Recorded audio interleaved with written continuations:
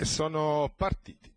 con Piperita Gar che lungo lo steccato assume il comando, secondo in corda è Pretty Woman Room, più a largo c'è Potter Jet e poi Picasso Trio. Il gruppo si è allungato con Porti LB che è partita molto in mano, Piperita Gar che guida su Pretty Woman, poi Potter Jet che si sta ritraendo, poi Picasso Trio, Porto Rico, Pabella ZN chiude Porti LB. 400 in 26,9 per Piperita Gar e Dario Battistini che come da previsione è al comando della corsa. Adesso cerca di rallentare dopo la prima fase di gara molto svelta con Pretty Woman Room che giudiziosamente si è messa subito seconda, Potter Jet che ha trovato spazio in corda, 42,3 per i primi 600 di gara.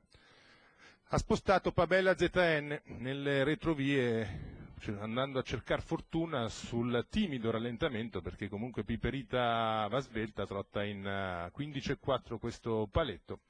Adesso sposta a largo anche Potter Jet in anticipo su Pabella, mentre ha spostato anche Porti LB in terza posizione esterna. Il chilometro in 1,13 molto veloce con Potter Jet che va su Piperita che è richiesta. Potter Jet che sta andando a liquidare Piperita Gar, poi le due di Pretty Woman Room in anticipo su Pabella ZN e Porti LB. Potter Jet con un parziale in 14,4 ha preso 2 di margine da Pretty Woman Room che comunque lo sta affilando, poi gli altri con al comando Potter, Pretty Woman lì a cercare l'aggancio, Piperita ancora terza, Potter Jet con un parziale in 14,5, entra in vantaggio in retta d'arrivo, sposta Pretty Woman Room, Potter Jet di dentro, Pretty Woman al largo, Potter Jet che va a vincere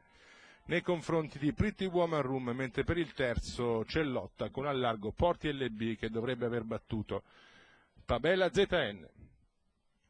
Potter Jet dopo l'errore in sgambatura corre alla grandissima, 1,13, 29,7, 29,4, Salvatore Valentino,